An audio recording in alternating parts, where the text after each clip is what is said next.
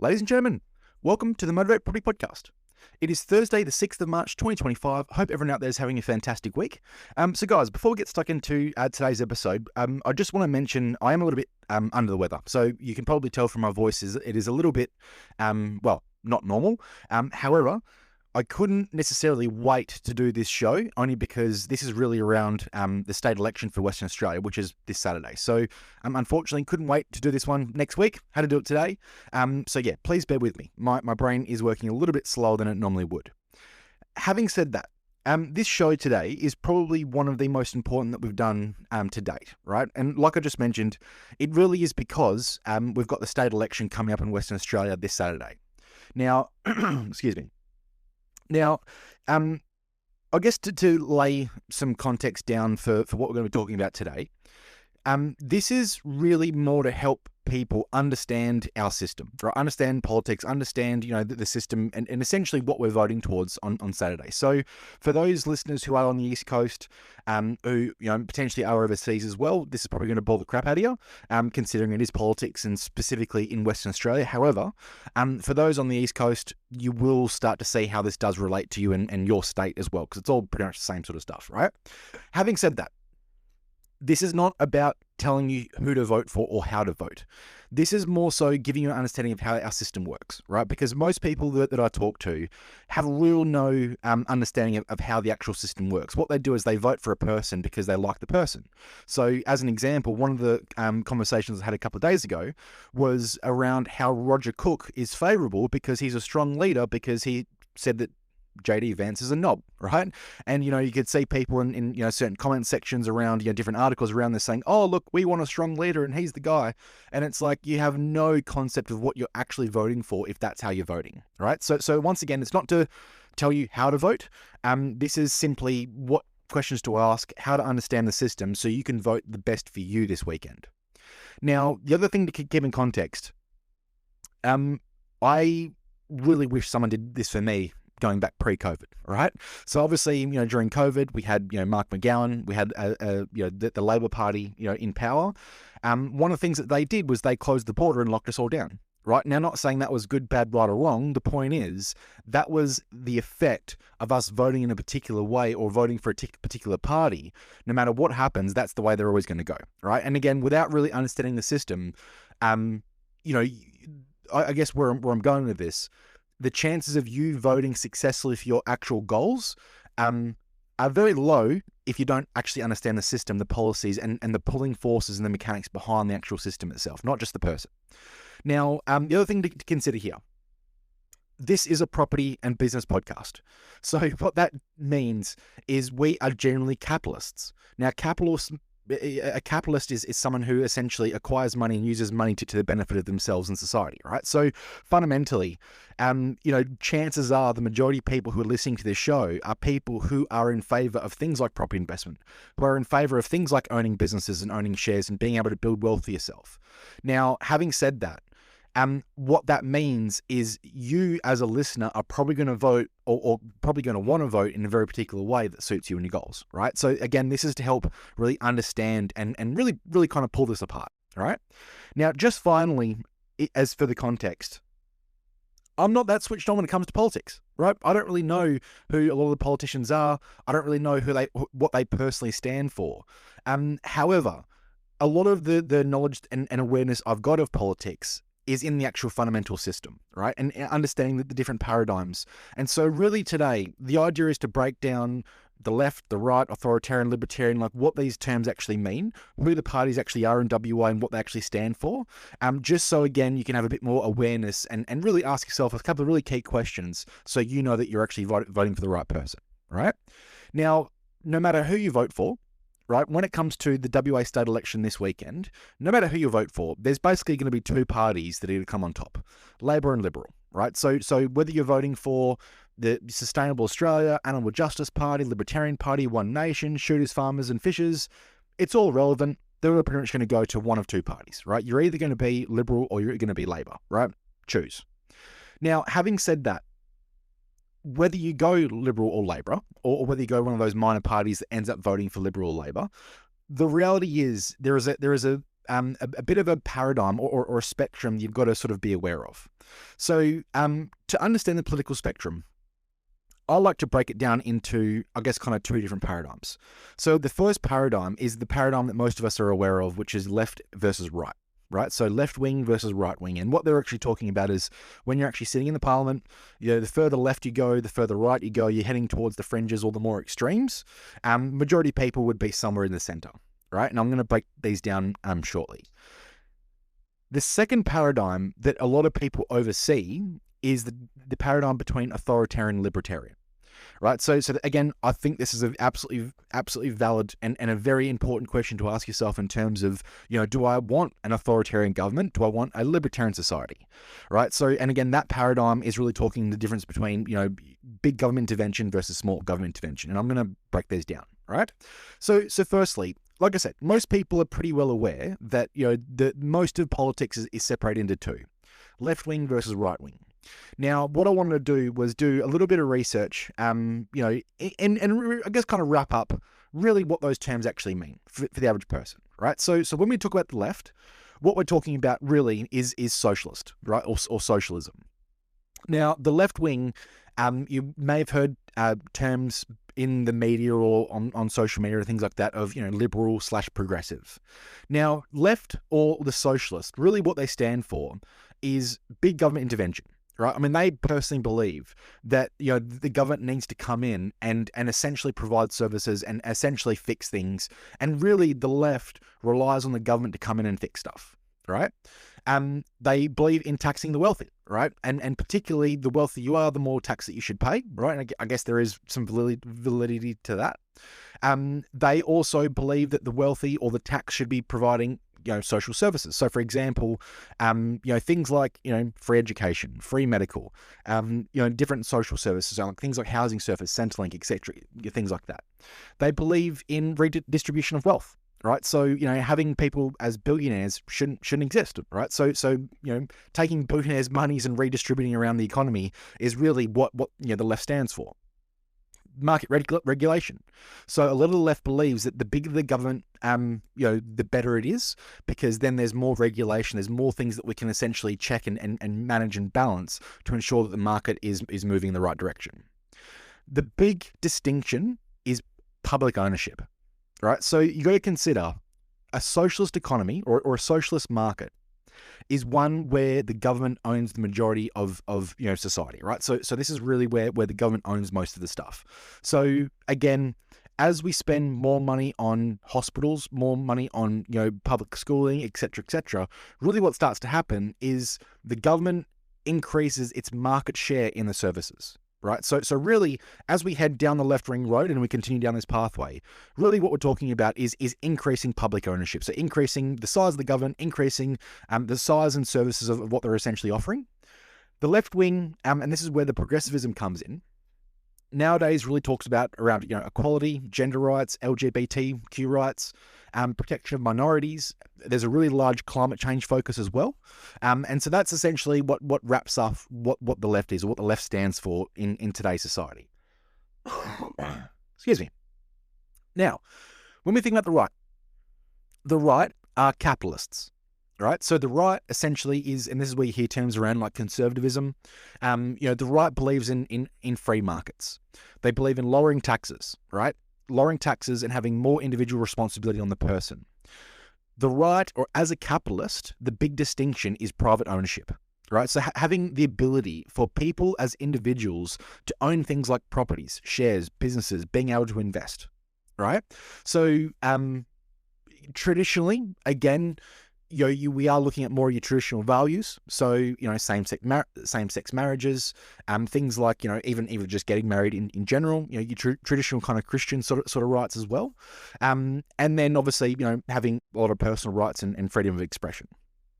So just to summarize, between the left and right nowadays, and really, there is a lot of things that we've spoken about between, gender equality versus traditional values, things like, having, more government intervention versus free market, having things like, protection of minorities and a focus on climate change versus, having, the focus on having individual responsibility, right? The most important distinction between the left and right is ownership. right? And this is probably the big point that most people that I speak to don't really understand the concept of. So just to be clear, when you vote left wing, what you're essentially voting for is public ownership. So the government essentially owning more stuff in society. When you vote right wing, you're voting for capitalist, which means private ownership. So what you're essentially doing is you're voting for the right of the average individual to be able to own stuff, whether it's property, shares, super, cash, gold, bonds, whatever, right? That is the most important, and again, this is my personal opinion, right? This is probably the most important distinction between the left and the right. The left is public ownership, government ownership. The right is private ownership, the people get to own stuff. That is the most important difference, right? Now, like I said to you guys towards the start of this episode about 10 minutes ago, you got to consider that most people listening to this are capitalists. They want to be buying investment properties. They want to be buying businesses. They want to be, that they want to essentially take their money and their finances into their own situation, their own hands, take personal responsibility and go and build themselves wealth.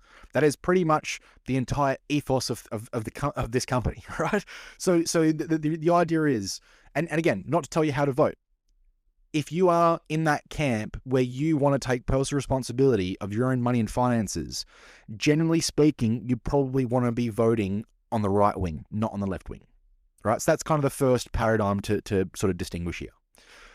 The second paradigm is between the size of government, right? So this is the difference between authoritarian and libertarian, right? So authoritarian really means big government. Right, so authoritarian, it's a very much a top-down approach, high degree of government control over lives, less free speech, less privacy, less political expression, all for the greater good.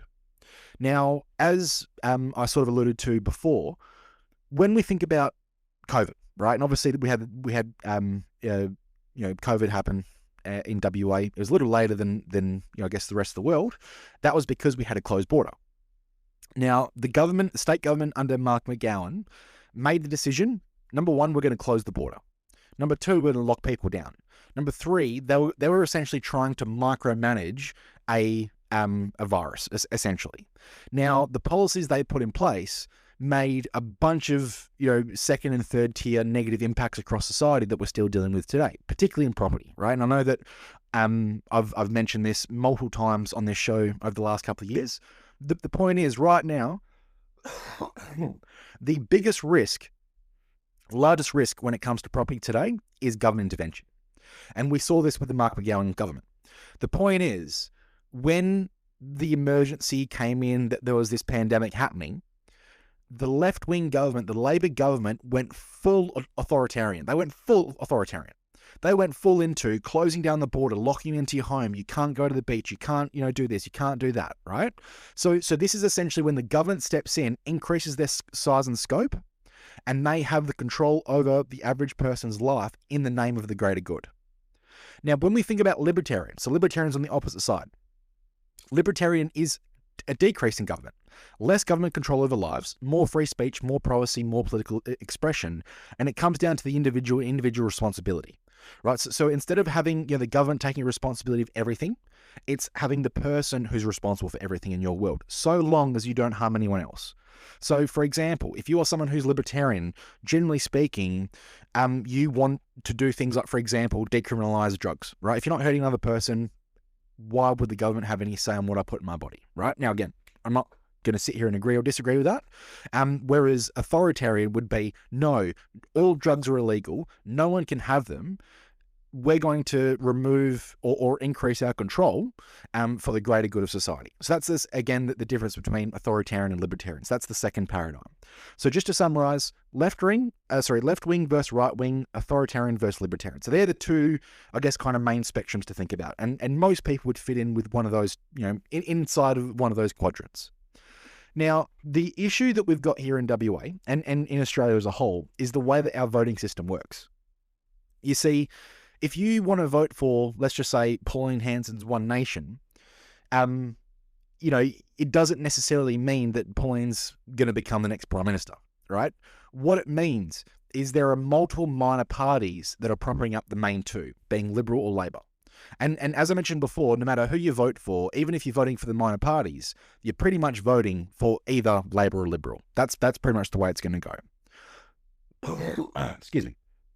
And so a part of the conversation today is to talk about, who those parties are, what they stand for, and really when you vote for them, who you're actually voting for, Liberal or Labor. All right. So firstly, and this is in no particular order. This is just essentially going for left wing first, then right wing, and that's kind of the order that I've done it in. So there are today in WA, there are 12 major parties that you can vote for. Yes, in certain councils, there's going to be, plus or minus, one or two of these. But in general terms, these are the main parties you can vote for in WA this weekend. So the first one is the Sustainable Australia Party. All right, so the Sustainable Australia Party Anti-Corruption is a centre-left wing party. Their main focus is on environmental sustainability, climate change, renewable energy, population control. Their vote goes to the Greens, which therefore goes to Labor. So they're essentially a left-wing party. All right. Secondly, we've got the Animal Justice Party. Now, the Animal Justice Party are a progressive left-wing party. Their main points are environmental sustainability, animal rights, and social justice. So they also align with inclusivity for LGBT rights. Sorry, they have a big mark on equality. Their vote also goes to the Greens, which therefore then goes to Labor. So that's, again, left-wing. Next, we've got the Legalised Cannabis Party. All right, so these guys are your progressive left/libertarian. All right, so again, left being more socialist, libertarian being more freedom or more power to the individual person versus power to the government. They believe in legalizing recreational cannabis. They also believe in drug reform. So instead of having drugs being a criminal, or let's just say get done with drugs, instead of it being criminal, they want it to be more of a social issue than a criminal issue. And again, I see benefits in that. Their vote goes to the Greens, and again, therefore Labor. Then we've got the Greens. All right, so the Greens are the far left. So this is basically the fringes of the far left. They are all about climate action, social justice, equality for LGBTQ. Their vote directly goes to Labor. So again, they're far on the left-wing side there. And then finally for the left wing, we've got Labor, who are the overall, kind of, let's just call it the parent party for the sake of this conversation. So they're generally on the centre-left, higher taxes on the wealthy, more public spending on things like healthcare, schooling. They're socially progressive, right? So socially progressive means they do believe in climate change. They do believe in LGBTQ rights, and obviously propping up and essentially helping those who would be considered the minorities. Now on the right wing, so the first one, excuse me, we have got the Libertarian Party. Now the Libertarian Party, these guys are considered far right, which is ironic considering there's two paradigms, not just one paradigm. Now, libertarians believe in low taxes, minimal government regulation. They believe in the free market solving itself. So this is one of the big things I believe in, right? Instead of the government increasing its size and scope and trying to, facilitate and fix things, libertarians, a lot of the right wing, what they believe in is reducing regulation or incentivizing the free market to go and fix itself, right? Which I personally believe is a far better way to go. They believe, this is libertarians, they believe in personal autonomy and small government. Their vote goes to the Nationals, which therefore goes to the Liberals. All right. Next, we've got Pauline Hanson's One Nation. So these guys are also considered far right. So they believe in nationalism, conservatism, and generally pretty anti-immigration. They support traditional family values. So, traditional marriages, they would generally go against your LGBTQs, your same-sex marriages, things like that. And that's essentially, Pauline Hanson's One Nation. The vote goes to Liberal. So again, right-wing. Next, we've got the shooters, fishers, and farmers. So these guys are right-wing. So they believe in conservatism, rural and regional rights. So, big on gun ownership, big on farming and farming rights, same with things like fishing. So their vote goes to Nationals, which then therefore goes to Liberal. Next, we've got the Stop Pedophiles, Protect Kiddies Party. All right, so these guys are right-wing, opposing pedophilia and child abuse, advocating for zero tolerance, and they are highly tough on crime. Their vote goes to One Nation and therefore the Liberals. Next, we've got the Australian Christians. So the Australian Christians are the conservative right-wing party. So they believe in your traditional Christian family values. So things like anti-drugs, anti-abortion, anti-gender affirmation, anti-same-sex marriage. Generally speaking, they don't believe in the LGBTQ. Their vote goes to One Nation and therefore the Liberals. Next to it, Nationals. So the Nationals are the centre-right party, or one of the centre-right parties. They have interests in rural Australia, supporting local businesses in rural towns, reducing taxes and regulation, especially things like farming, and they're generally against environmental laws because it hurts things like farming and mining. Their vote goes to Liberal. So they're, again, right-wing. And then finally, the parent party of the right-wing is the Liberal Party. So the Liberal Party is centre-right, so they believe in lower taxes, private sector investment, deregulation. They are conservative socially, so they do believe in, and again, I'm not saying that they're anti-LGBTQ, but they do generally believe in, same-sex marriages and traditional family values, and they believe in market-based solutions. So I know what I've just said is a lot of words, right? Fundamentally, you've got Sustainable Australia, Animal Justice, Legalised Cannabis, the Greens and Labor are all of your left-wing parties. All of those votes that you put into those parties, so Sustainable Australia, Animal Justice, Legalised Cannabis, the Greens, basically all go to Labor. If you vote for the Libertarian Party, Pauline Hanson's One Nation, Shooters, Farmers, Fishers, Stop Pedophiles, Protect Kiddies, Australian Christians, the Nationals, all Liberals, you're basically putting a vote towards the Liberal Party, which is your right-wing. Now, as I mentioned before, this is really the difference between left and right, right? Now, what we've seen over the last several years, and this is obviously since around sort of 2010, 2012, one of the negative consequences of having left-wing governments or left-wing policies in place is we have seen a huge increase in government, right? That's one of the things that we have seen over the last sort of 10, 15 years here. Now, the other part of that, when we have a massive focus on things like, for example, equality, gender rights, helping minorities, having things like climate change, one of the negative consequences is it creates victimhood, right? So people are entitled or believe they're entitled to receive things like money from the government. And, obviously what that does, it can negatively impact society over time because more and more victims come out of the wood because they get free stuff or they get free social credit, they get free stuff from the government, basically. So that's, I guess, one of the negative consequences when the left wing becomes unchecked. Having said that, the right wing, there are negative consequences to being right wing, right? So, for example, one of the negative consequences we see, especially today, is things like greed. When the right wing just has its way, there is a full there's full deregulation and there's a full allowance for businesses to just do whatever they want. Then you have things like corporate greed come to play, right? Now, both the left-wing victimhood and both of the right-wing greed, like I said, these are the negative consequences of allowing each of these parties to just have their way, and we fully go down each of those roads. I am a massive believer in having a good balance here, right? I do believe, and this is, again, personal opinion, I do believe that there is absolute validity and a requirement for us to have things like free schooling and free medicine, right? Free healthcare. There are a certain portion of our society who needs that. And without that, they're kind of screwed, right? So I absolutely do believe that we should have some form of that. I also do believe in personal freedom. I do believe that the government really shouldn't have a right to say what I put in my body. I don't believe the government really should have a say in what I can say, what I can't say when it comes to things like, misinformation, disinformation. I do believe that I should have the right to go and build wealth if I choose to.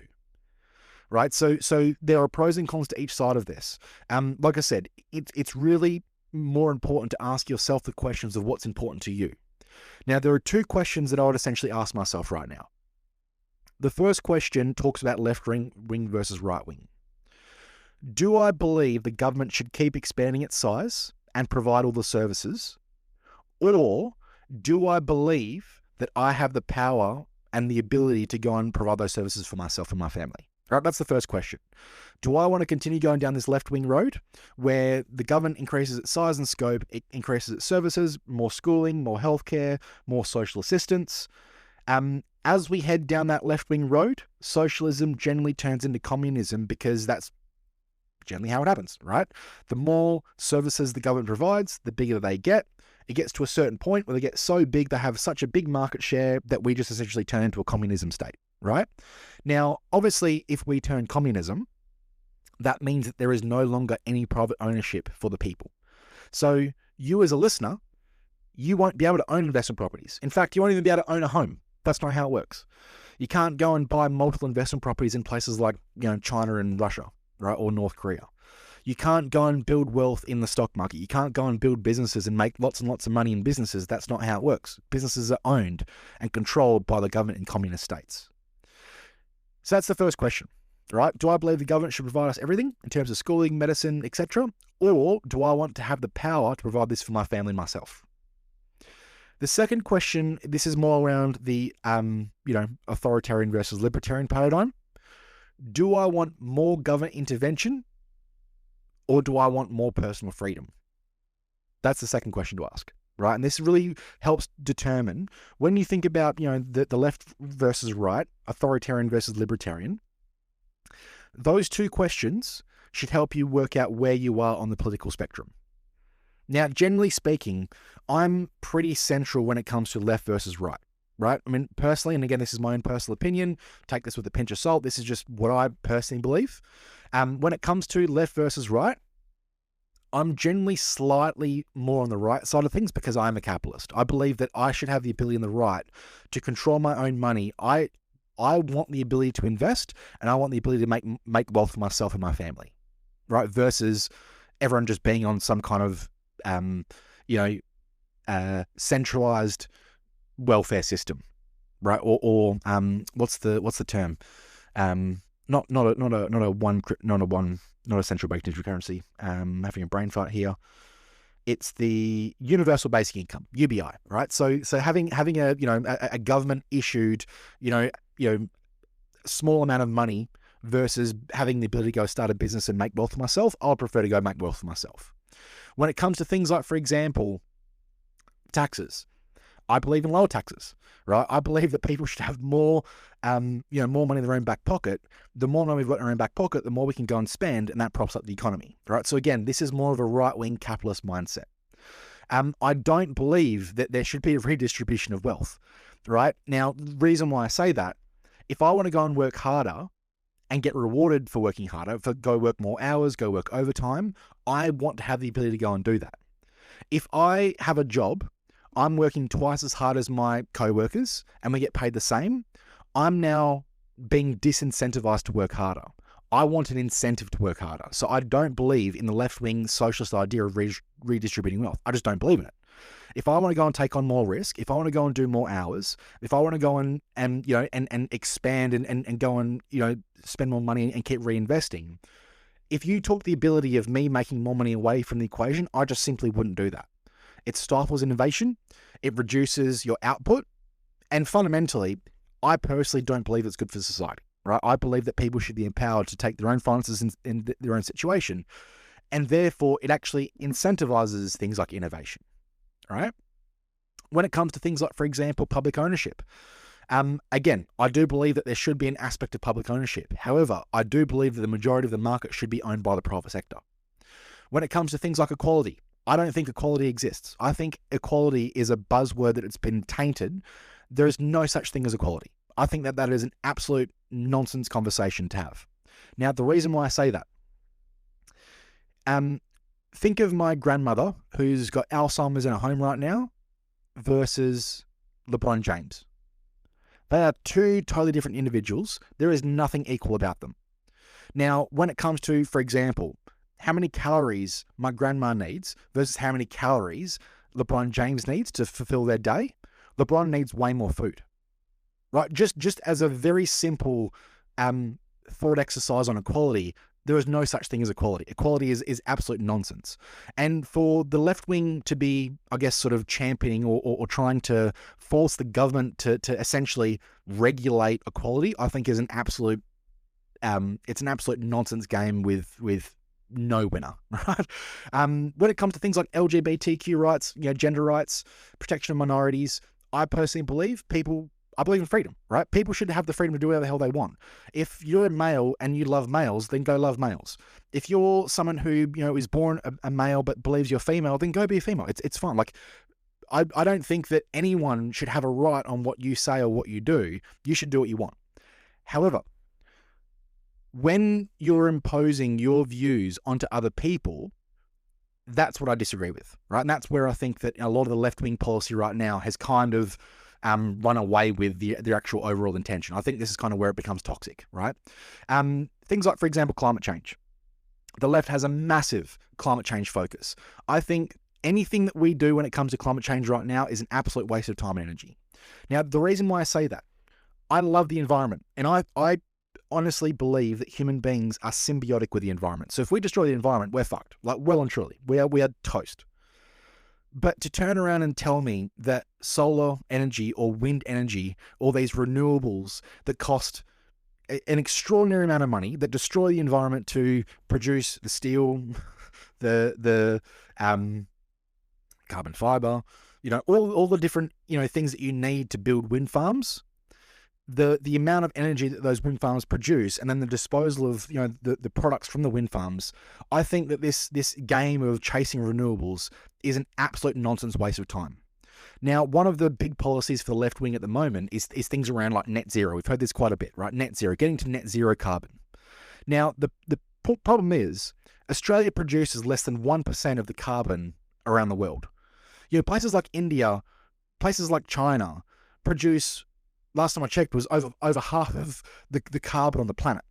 So if we go and hamstring our own economy in the name of climate change, which makes up less than 1% of the difference, like, to me, like, we're playing a game of economic suicide. Like, it absolutely makes zero freaking sense to do that. Yet, majority of the left wing, that's the way that they're trying to push, right? And I believe it's absolute nonsense.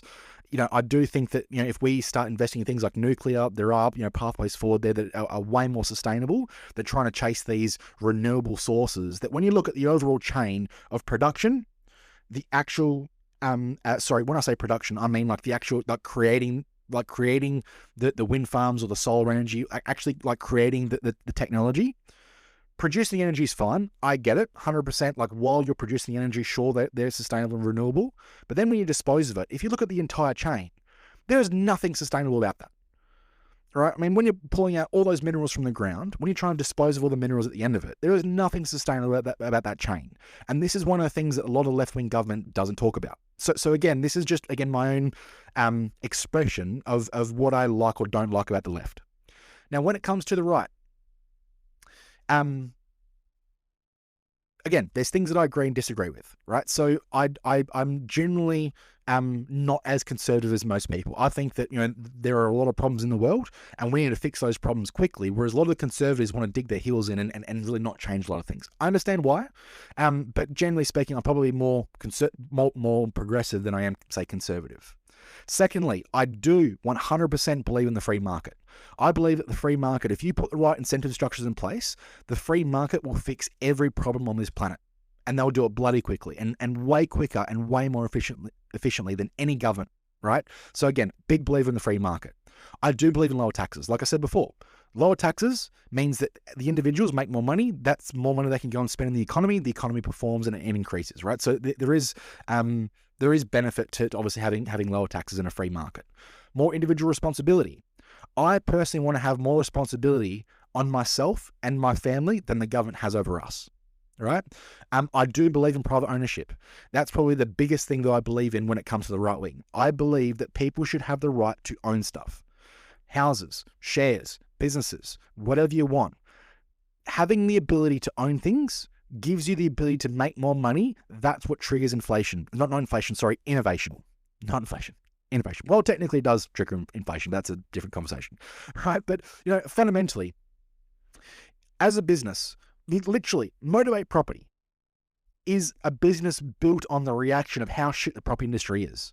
So, this business is an example of innovation. We are literally innovating on a daily basis and trying to, really fix how the majority of the property sector works. So, again, if I wasn't incentivized monetarily to do this, there's no fucking chance in the world I would be taking on the stress, the pressure, the risk, investing all this money into this business if I didn't have some kind of benefit for that. It just wouldn't happen. And therefore, when you stifle innovation, this is fundamentally why communist countries don't outperform capitalist countries. It's as simple as that. It all comes down to incentive. Now, again, when it comes to things like traditional values, personally, don't really care. If people want to go and marry a purple man, go fucking marry people should have the freedom to do what they want to do with their lives, right? So that's one of the things when it comes to right wing that, again, I don't particularly subscribe to. When it comes to, again, your personal rights and freedom of expression, I 100% believe that we should have the right to express ourselves. One of the things we've seen over even the last 12 months, the left-wing government have been trying to censor speech. They've been trying to censor misinformation, disinformation, and malinformation. All buzzwords that didn't exist fucking 5 years ago. But the point is, the left wing is trying to increase government size and increase the controls on speech. I am totally dead against that. That is probably one of the biggest things I'm against. Whereas the right wing, they believe right now in freedom of expression. The more you can express yourself, the better. I believe in that, right? Yes, there are idiots out there. Yes, there are people out there saying things that you disagree with. Yes, there are people saying things that are hateful. But the point is, to combat that, we need better speech. As soon as we remove free speech or we allow the government to dictate what's the truth and what's not, society, we are done. We are screwed. Because as soon as we put the hands and that power to the government, we are never going to get that power back. Secondly, the government doesn't have all the answers. Society has the answers. So this is where, community notes on social media platforms now, in my mind, is one of the best things that can possibly happen. Because instead of the government being the arbiter of truth, your comment section and the people can post and provide comments and provide insights that will essentially unpick whatever is disinformation, misinformation, or malinformation. So I believe power to the people instead of power to the government, right? Massive believer in that. When it comes to authoritarian versus libertarian, same thing. I believe that we should have less government control. I don't want the government controlling speech. I don't want the government controlling my privacy, political expression. I want to have the ability to take responsibility for that for myself, right? So more free speech, more privacy, more political expression, I believe is a very good thing for society. Now, like I said, to really, I guess, kind of summarize this, we are now heading towards a state election this Saturday. Now, what that means, as investors, as people who are building wealth, if you do vote left wing, just keep in mind that you're voting for parties that are working towards more government, bigger government, more government ownership, and less private ownership. If we continue down that pathway, that always and has always led to communism. And that's where just the government owns everything, the people own nothing. Like I said, not telling you how to vote. However, if you do vote for the right-wing parties, if you're voting more of the right wing, what you're essentially voting for is private ownership and you having the ability to actually own stuff when it comes to property, shares, super cash, gold, bonds, businesses, all that sort of stuff. So just like I said, to summarize, left versus right are the main two things that we're deciding on the weekend. The political spectrum, though, is into four. Left, right, authoritarian versus libertarian, right? So again, big government, small government, socialist versus capitalist. With those questions, with those points, hopefully you can make better decisions this weekend. Like I said, not telling you how to vote. What I am saying is understanding who you're voting for to make a better decision for you, your future, and your family's future. Thanks for listening.